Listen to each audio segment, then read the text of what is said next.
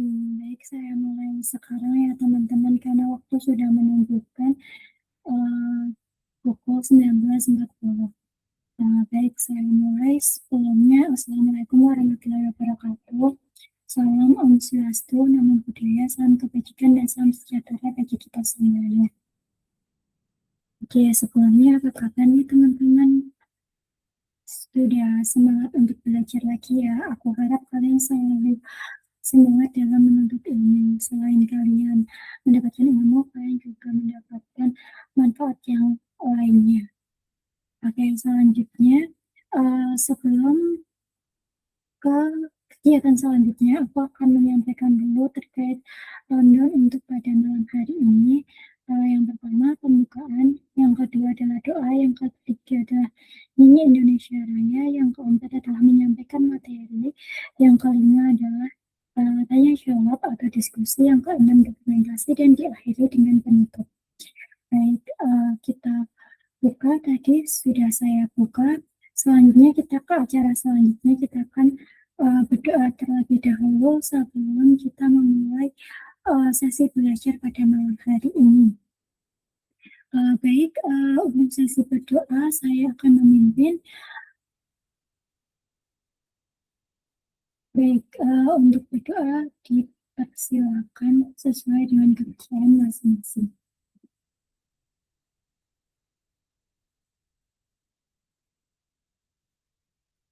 Saya. Baik, setelah berdoa selanjutnya kita akan menyanyikan lagu Indonesia Raya. Sebelum menyanyikan lagu Indonesia Raya, aku izin share screen terlebih dahulu ya.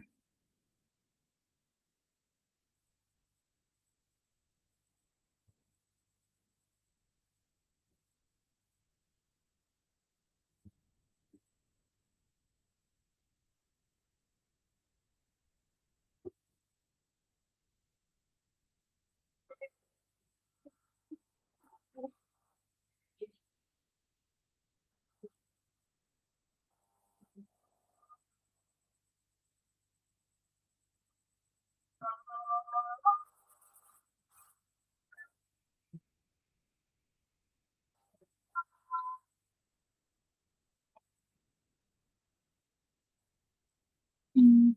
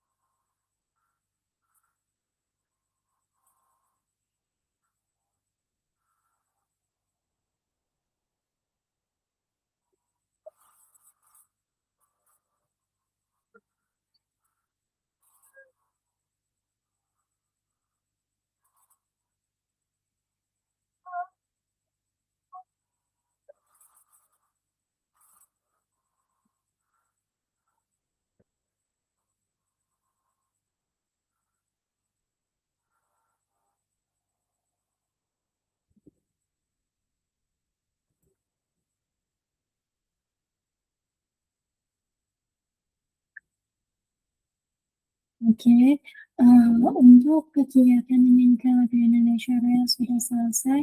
Selanjutnya kita akan masuk ke materi pada malam hari ini.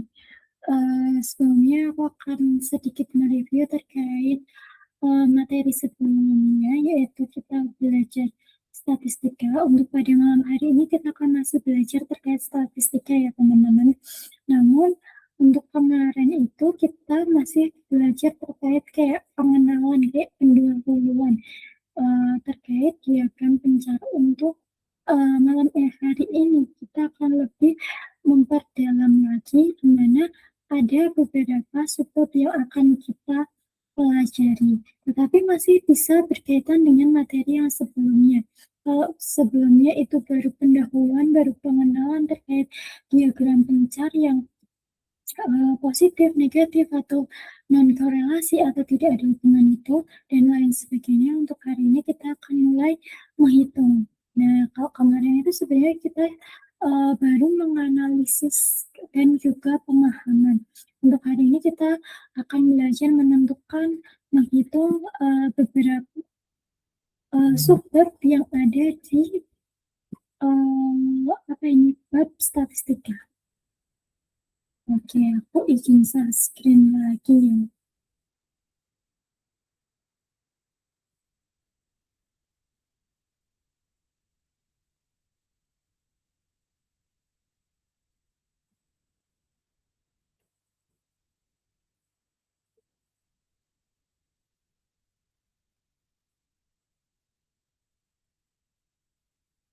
Oke, ini kita akan belajar terkait statistika pada malam hari ini.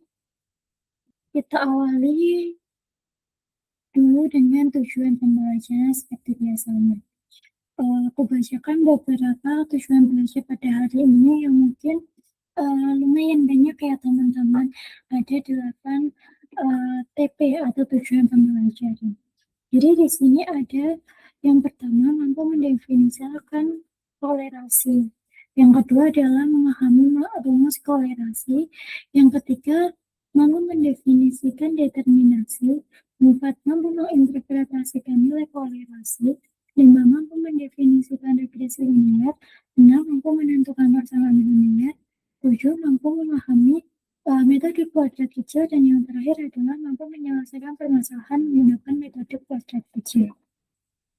Baik, ini cukup lumayan panjang, tetapi apa ya? Setelah kalian pahami, bahwa bisa paham semuanya pada untuk materi malam hari ini. Nah, kita akan ke definisi kolerasi. Sebenarnya kolerasi kemarin kita sudah apa ya teman-teman, sedikit membahas ada kolerasi positif, negatif, tidak ada. Nah, itu kan ada juga di diagram pencar. Nah, untuk pertemuan ini kita juga masih mempelajari kolerasi tersebut.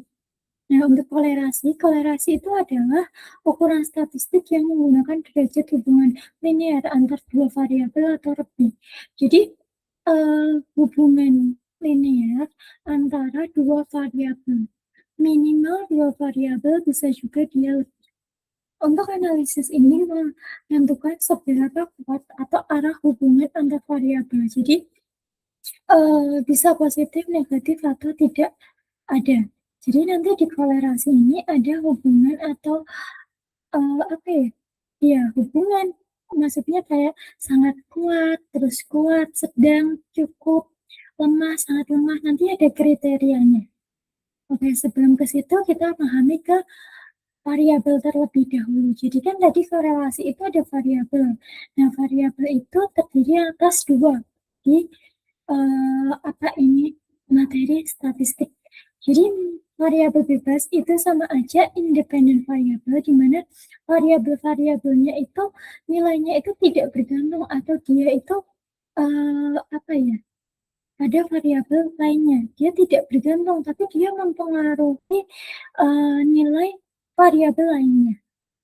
Nah, biasanya disimbolkan dengan X. Jadi di sini itu aku tambahin dulu bahwa tidak bergantung, tapi dia itu mempengaruhi, berpengaruh.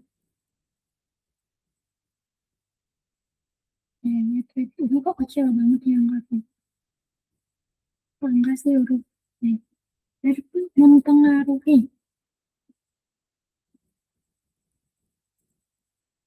Nah, mempengaruhi variabel lain itu adalah variabel bebas. Biasanya itu di X, artinya di X itu dia adalah di sumbu X. Oke, next selanjutnya kita ke jenis yang satunya, yaitu dia variabel terikat. Nama lainnya adalah dependent variabel.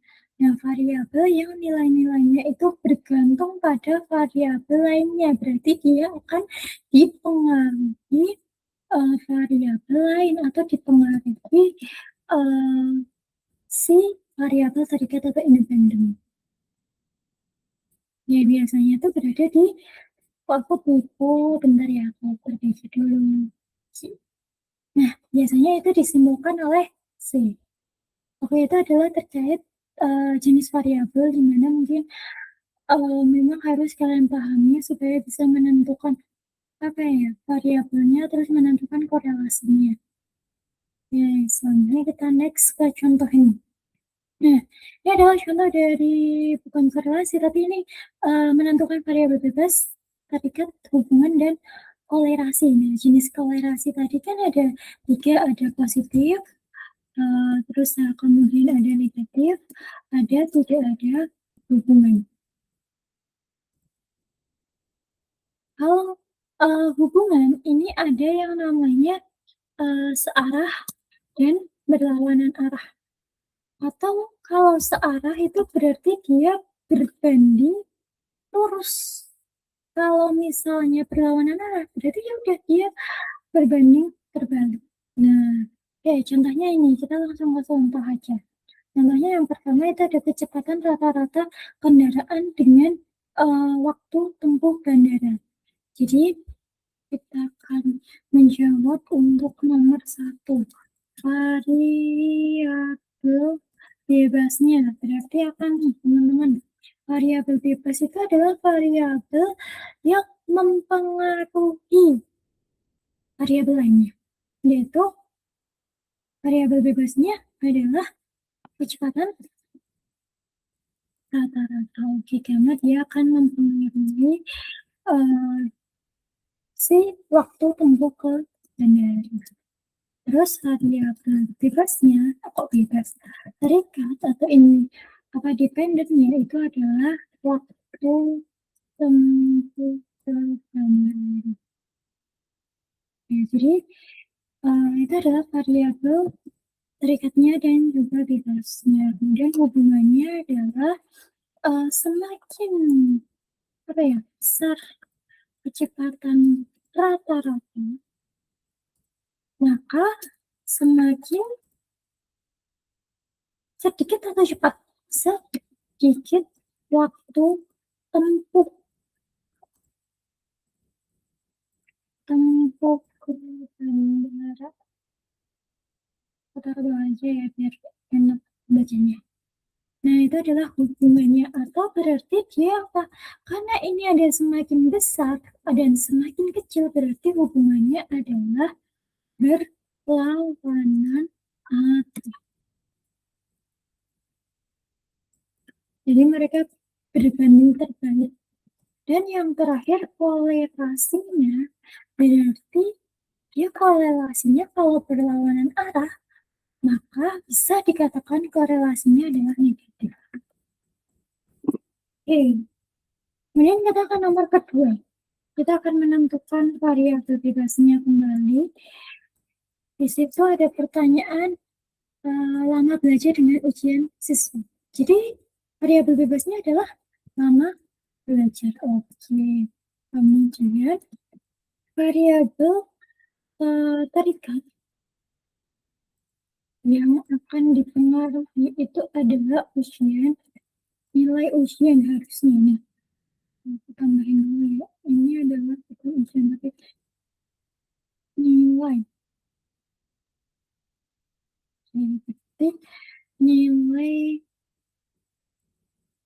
Jadi nilai ujian siswa. Next ke hubungan. Hubungannya apa teman-teman? Semakin besar, semakin banyak lama belajar. Semakin banyak lama belajar. maka semakin tinggi ujian. Jadi semakin sering atau bukan ya, semakin banyak, kayak semakin lama kalian belajar malah semakin tinggi nilai ujian kalian.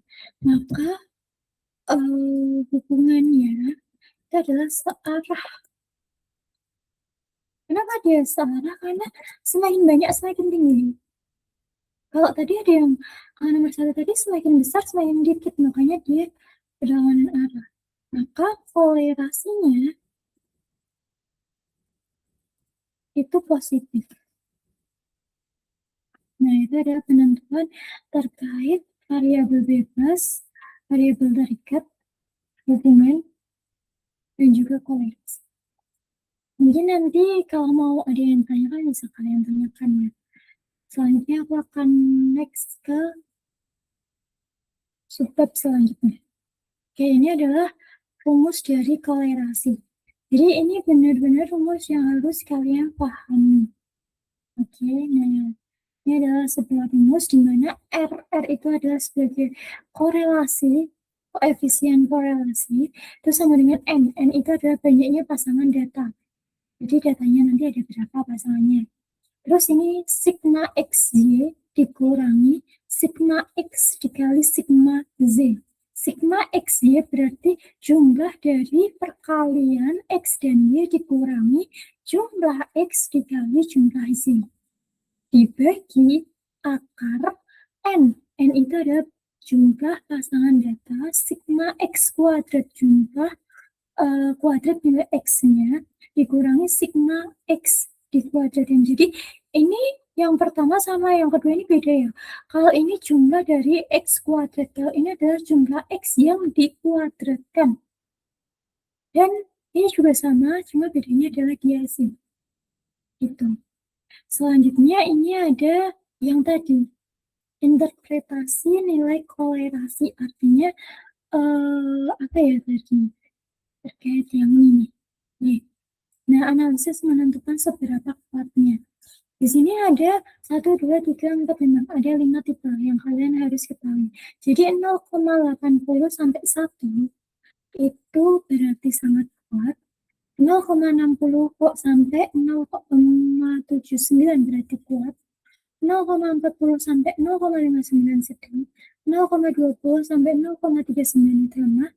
0,0 sampai 0,19 itu sangat lemah. Jadi kalian setelah menentukan koefisien korelasi, kalian bisa mengelompokkan bahwa kolerasi itu sangat kuat, sedang, atau lemah, atau bahkan bisa sangat lemah.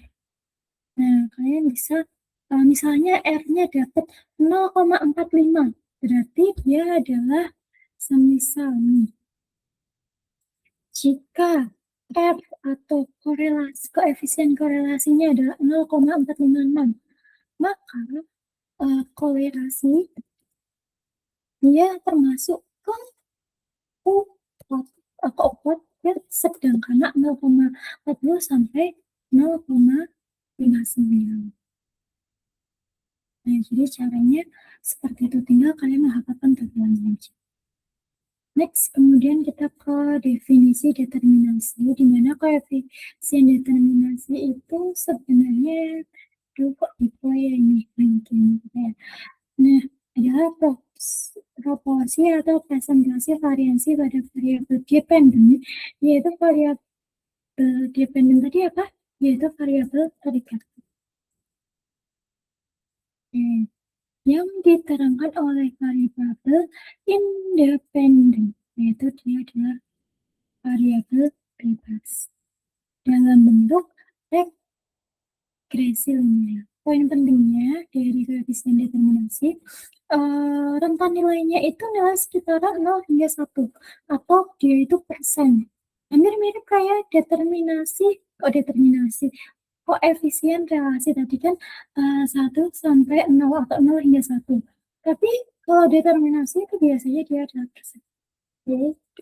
Nah, selanjutnya nih interpretasinya. Jika koefisien determinasi 0,5, artinya 85% variasi dependen dijelaskan oleh dependen. Nah, jadi, eee, variasi terikat dijelaskan oleh variabel pasti. Hubungan dengan korelasi itu merupakan kuadrat dari, koefisien kolerasi. Jadi, mencari determinasi sama aja, itu R kuadrat. Nah, kalian harus mencari koefisien kolerasi dulu, baru bisa menentukan koefisien determinasi dengan dikuadratkan. Nah, fungsinya itu adalah menilai ketepatan prediksi model statistik. Ya, ini ada contoh di mana dalam studi hubungan antara waktu belajar dan nilai ujian, jika didapat koefisien determinasi 0,70, artinya 70% itu perubahan nilai ujian, di mana ini sebagai dependen atau terikat. Nah, dijelaskan oleh waktunya. Waktunya itu dependen. Kok dependen? Independen atau dia bebas. Gitu. Selalu seperti itu ya, selalu seperti itu. Oke, nah kemudian sedangkan 30% lainnya itu dipengaruhi faktor lain. Nah, ini ada contoh di mana kita baca dulu terkait soalnya. Tahapan awal dalam lompat jauh disebut dengan istilah run up. Tahapan ini dilakukan dengan cara berlari, jarak run up, dan jadinya lompatan beberapa pelompat tersebut diintegrasikan dalam tata berikut. Bagaimana relasi antara jarak run up dan capaian lompatan, dan jelaskan besar pengaruh jarak run up terhadap capaian lompatan. Jadi datanya seperti ini. Jika jaraknya 3 meter, maka lompatannya 150. Jika jarak 6 meter, maka capaiannya adalah 159 dan seterusnya. Oke, kita akan cari. Nah, aku langsung tuliskan aja ya, karena kan juga membutuhkan tabel. Nah, di sini kalian harus mencari koefisien korelasi. Karena buat apa ini? Karena yang ditanyakan adalah tingkat korelasi yang tadi. Jawabannya tuh kalau tingkat korelasi itu sangat kuat, sedang, lemah, dan sangat sedang. Tinggal hasil dari koefisien korelasinya. Nah, ini dari A, B, C, D, E tadi, ya kan? Nah, atau 1, 2, 3 juga boleh. 3, 6, 9. 69 ini Z-nya, ini dia adalah variabel bebas. Nah, oke, ini dia adalah variabel terikat. Nah, selanjutnya, habis itu kan di koefisien korelasi kan membutuhkan sigma X kali Z. Nah, ini tinggal dikalikan. 3 kali 150 dapat 450. 6 kali 159 sama dengan 954 dan seterusnya. Nah, kemudian kita juga membutuhkan X kuadrat. Nah, maka dapat ini dan juga Y kuadrat dapat ini dari 150 kali 150 mendapat 20.500. Kemudian kita butuh N-nya. N itu adalah banyaknya pasangan data. Ada 1, 2, 3, 4, 5. Terus ini variabel bebasnya dijumlahin juga. Kok semua tabel ini harus dijumlahkan. Jadi ini membutuhkan ketelitian yang sangat teliti, dimana kalau satu huruf salah kalian maka ikut keliru juga. Nah, itu maka setelah ini tinggal dimasukkan sih sebenarnya. N-nya 5, sigma X-nya dia 5.661. Nah, jadi kayak gini, 5. Terus aku pakai titik aja ya kalinya.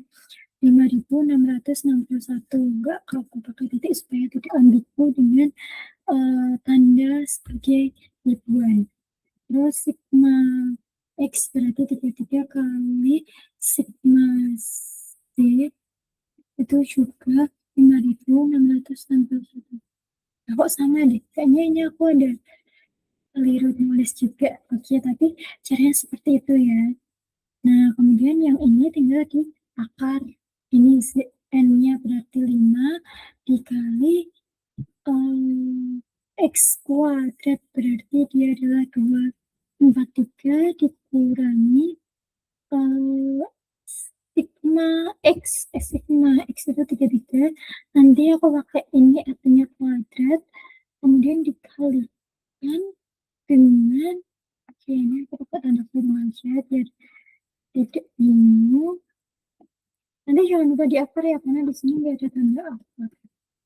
N-nya tetap 5, terus habis itu dikali 100, berapa ya, 1 juta 270, terus kemudian dikurangi sigma D 5, kayaknya ini yang keliru deh, ini nggak mungkin dong sampai 5.000, ini sekitar berapa ini, 1.000-an lebih di 1.000-an, mungkin enggak sampai sepertinya loh ya teman-teman.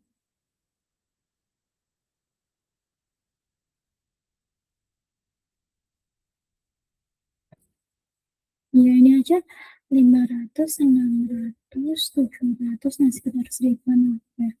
Tapi nanti kalian udah tahu caranya itu, ya tinggal dimasukin aja, tinggal kerjain seperti itu. Lampatin 2. Ya. Nah nanti akan mendapatkan nilai yaitu 0,944.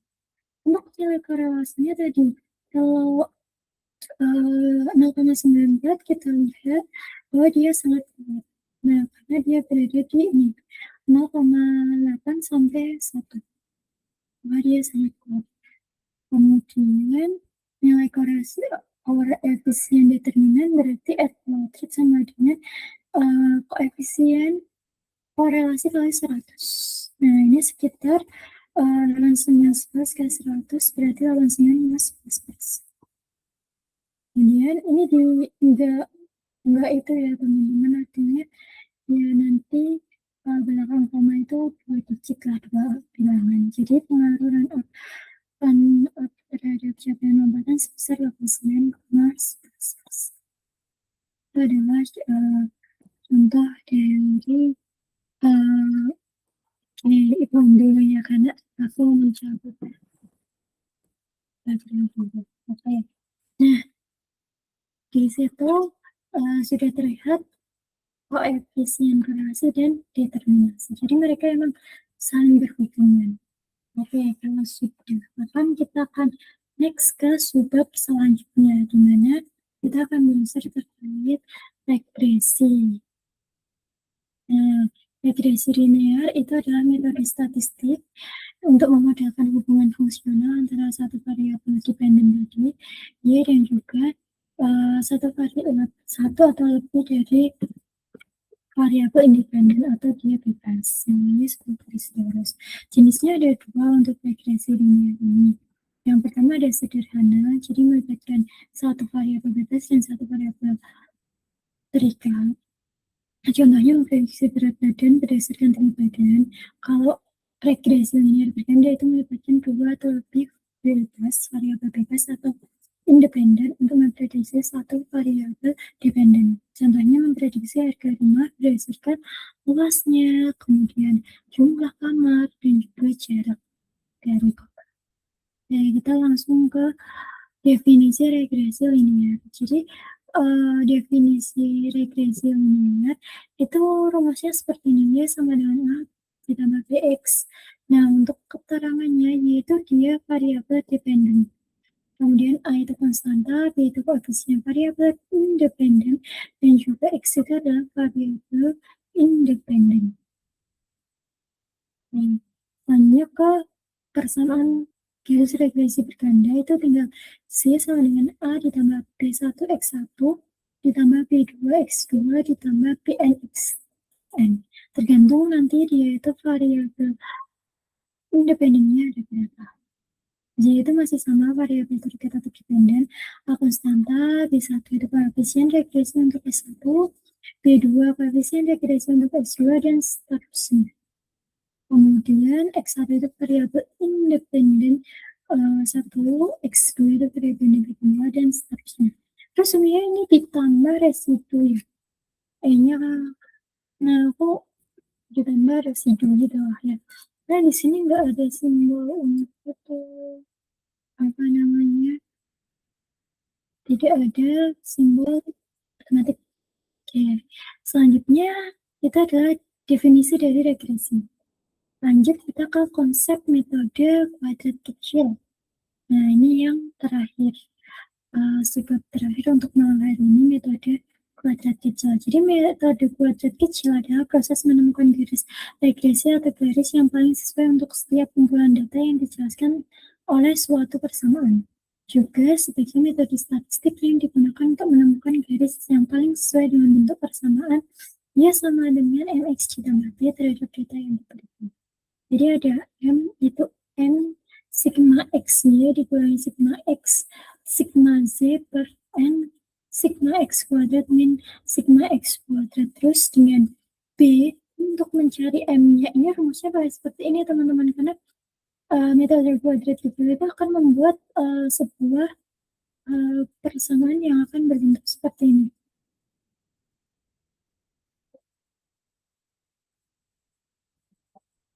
Ini aku mau headcloud, bisa nggak sih? Kayaknya bisa. Nah, jadi membentuk ini tapi dengan rumus ini M-nya. Nah, B-nya juga bentuknya seperti ini. Jadi itu B sigma Y dikurangi M sigma X per M. M-nya ini dari mana? Dari ini. Jadi yang langkah pertama itu mencari M, baru dia bisa mencari B-nya. Itu adalah metode kuadrat kecil. Gitu, ini adalah contohnya, dimana misalkan kita memiliki data sebagai berikut, tentukan persamaan kuadrat kecilnya. Ini aku langsung ke penyelesaian, aku buatin tabel, karena kalau misalnya kita buat tabel di saat live berlangsung, mungkin akan memakan waktu yang cukup lama, ya makanya ini aku udah kasih penyelesaiannya, dimana X-nya tadi udah aku tulisin. Kemudian karena kan dia tadi mintanya sih ini ya, persamaan kuadrat kecil, atau dia itu menggunakan metode metode kuadrat kecil. Nah maka ini kenapa kok bisa berubah tabel Pak? Nah dia tuh sebenarnya ini X-nya ini 1, 2, 3. Nah aku ubah jadi apa itu namanya, mendatar jadi vertikal, jadi yang di mendatar jadi tegak. Nah nah di sini karena kita kan menggunakan metode kuadrat kecil di mana harus M sama B tadi. Ini aku tuliskan rumusnya. Jadi di sini ada X, berarti kita perlu menambahkan kolom XY. Terus ada sigma X ini kita udah ada. Terus ada X kuadrat. Nah, kita perlu X kuadrat.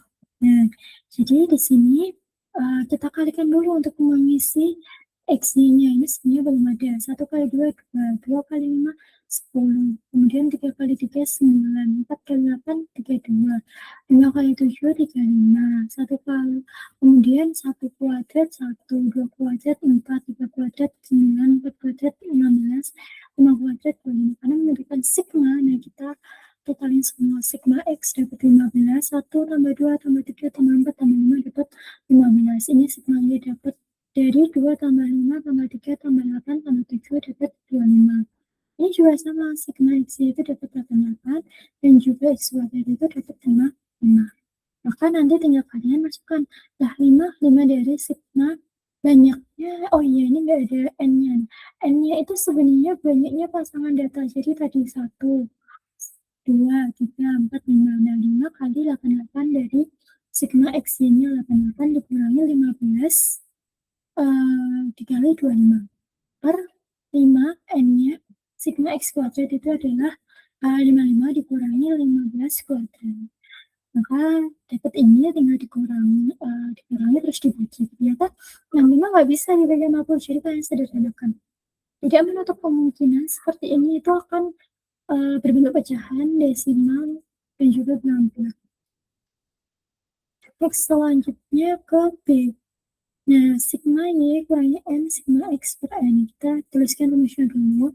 Berarti dia sigma Z itu 25 dikurangi 1,3. 1,3 gimana Kak? Ini. Sebenarnya ini itu adalah 13 dibagi 10 itu berarti 1,3. Terus habis itu tinggal 1,3 kali 15/5. Berarti B-nya 5,5 per 5, 1,1. Nah, di sini sebenarnya juga bisa diganti itu ya, 1,3. Nggak harus 10,3. Jadi persamaan kuadrat kecilnya sama dengan 13/10x tambah 1,1 atau dia sama dengan 1,3x tambah 1,1. Itu adalah contoh dari metode kecil. Oke, nah ini adalah sebab kita terkait apa itu namanya apa materi hari ini terkait statistik. Oke, selanjutnya aku akan membahas nih latihan soal aku. Walaupun nanti aku nggak sampai ke pembahasan atau penjelasan atau hasil akhirnya atau jawabannya ya. Ini sebagai kayak apa ya? Langkahnya, tahapnya. Kalian tuh harus cari ini dulu. Kalian tuh harus jalan ke sini dulu, harus kemudian belok sini. Nah, akhirnya kalian menemukan tujuan kalian.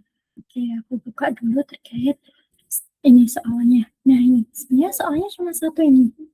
Cuma yang beranak ya. Ini adalah ada tabel berikut menunjukkan gaji per bulan dan besar pengeluaran pegawai per bulan. Nah, kalian nanti bisa coba kalian upload jawaban di sini. Nah, di sini ada tabelnya, kemudian tentukan persamaan garis regresi dan sebagainya. Kita akan menjawab, nggak menjawab sih, cuma ringan-ringan aja ya. Nah, oke. Nah, di sini aku tanya dulu dia berarti variabel bebas dan terikatnya yang mana? Yang gaji per bulan ini berarti dia adalah variabel apa? Dependen atau independen? Adalah variabel bebasnya. Oke. Kemudian yang pengeluaran ini dia adalah variabel terikat atau dependen. Oke, kita sudah menentukan variabelnya. Next, ini belum menjawab nomor 1. Jadi kan mintanya bukan menentukan variabel bebas dan variabel terikat, ini cuma di luar dari soal ini ya, dari aku. Oke, kemudian kita akan menjawab ke pernyataan 1, di mana pernyataan 1 itu menentukan regresi. Nah, bagaimana untuk menentukan regresi? Nah, untuk sebentar aku nanti belah dulu aja ya supaya enak kalian juga. Baik, ini aku belah dulu aja. Oke, biar kita juga enak untuk belajarnya. Oke, nah kita akan ke garis regresi. Di mana garis regresi tadi persamaannya itu adalah D sama dengan A ditambah EX. Nah, bagaimana mencari A-nya? Bagaimana mencari apa itu namanya B-nya? Nah, gimana ini gitu. Oke, jadi untuk mencarinya itu kita akan sini deh ke materi tadi. Nah, sebenarnya kan ini. Nah, tapi gimana cari A sama B-nya? Sebenarnya hampir mirip sama si kuadrat kecil ini menurut itu. Yaitu tinggal A itu sebagai M, B itu sebagai B juga. Gitu. Jadi, ya sama dengan A ditambah BX itu atau Y sama dengan MX ditambah B. Jadi cuma beda sedikit ya. Tapi rumusnya tetap sama. Selanjutnya ke nomor 2. Tentukan perkiraan gaji pegawai jika memiliki pengeluaran sebesar 6 juta. Ya, ini nanti kita pakai ini rumus ini. Dia sama dengan AX ditambah BX. Nah, 6 jutanya ini sebagai apa gitu. Ya, ini aku. Nah, 6 jutanya ini sebagai apa? 6 jutanya ini nanti dia akan sebagai Z. Ini akan enaknya pakai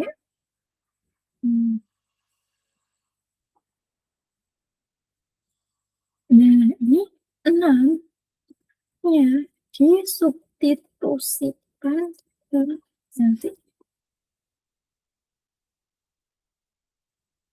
Karena tadi apa? Karena tadi pengeluaran itu dia variabel terikat atau dependen.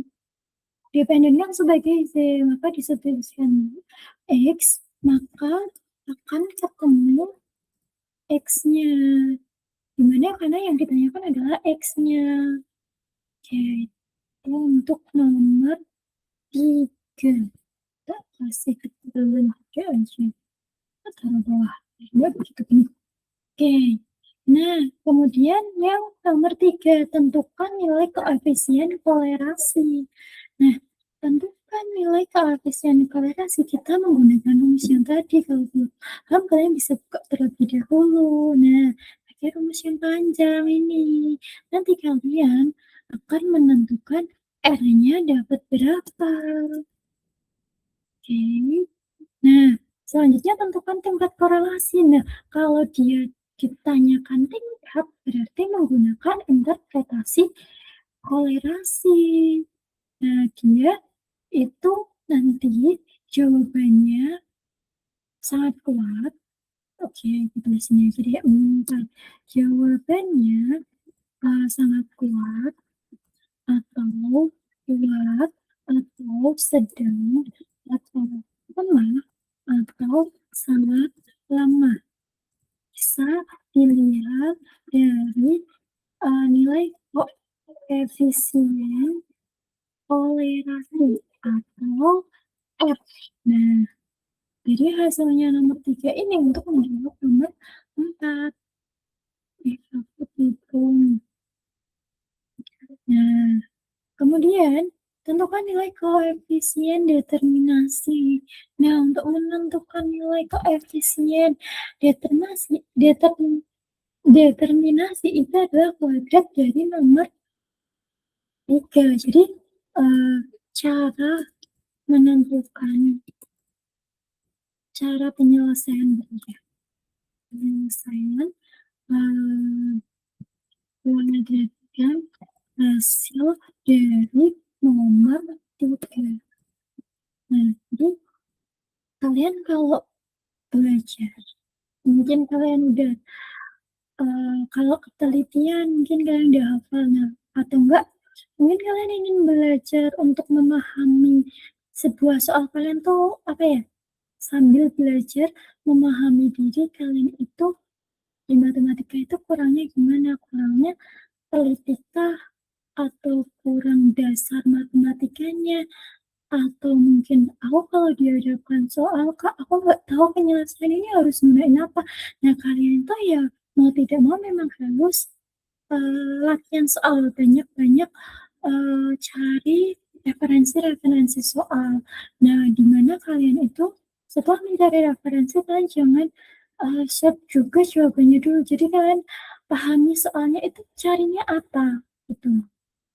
Itu mintanya apa, langkah penyelesaiannya apa. Mungkin kalian bisa ketikkan atau tuliskan langkahnya, belum ke perhitungan. Tapi kalau memang kalian saat perkalian itu masih susah, artinya mungkin belum begitu menghafal perkalian, ya kalian harus menghafalkannya dengan banyak latihan soal secara runtut. Bukan seperti ini. Kalau seperti ini adalah digunakan untuk kalian memahami soal itu menggunakan cara yang bagaimana.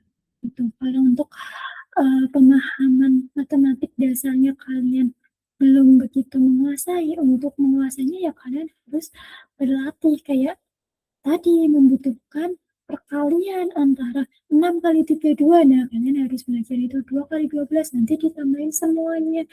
Selain itu kalau kurang teliti ya memang harus banyak latihan soal biar bisa mendikte atau mengkoreksi kesalahannya itu di mana. Kalau kita terbiasa latihan, oh ya ini kayaknya ada yang salah di kalian, kan bakal ada seperti feeling untuk bahwa penyelesaiannya atau perhitungannya itu salah. Oke, mungkin itu beberapa tips yang mungkin bisa kalian gunakan. Atau mungkin kalian juga ada tips yang lainnya untuk belajar kalian sendiri.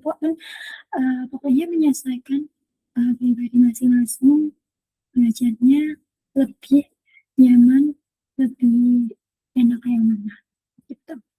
Oke, mungkin, itu pembahasan untuk malam hari ini, nanti aku akan share PPT ini dan jangan lupa, juga bisa dikerjakan terkait ini, aku sudah memberikan sedikit reng-reng, tapi nanti kalau dalam soal nggak ada loh ya yang ada seperti ini, kalian coba sendiri.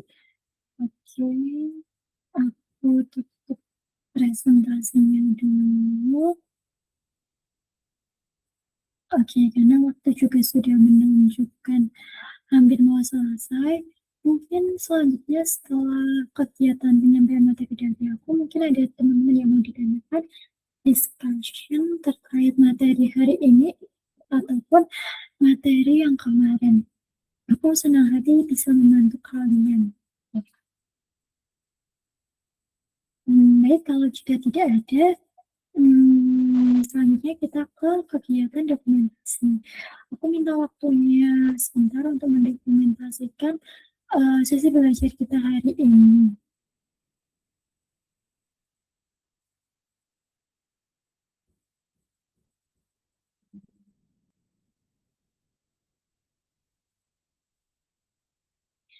Oke, terima kasih. Acara selanjutnya adalah acara atau kegiatan terakhir, yaitu dia penutup. Sebelum aku tutup,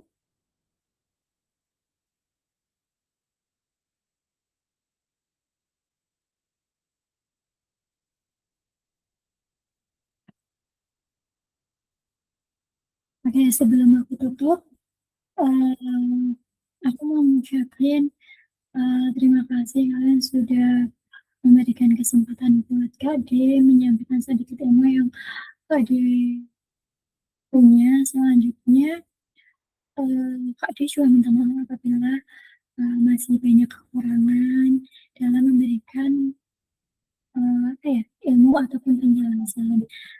Terima kasih atas perhatiannya. Sekian dan terima kasih. Kak D tutup. Sampai jumpa di lain waktu. Bye-bye.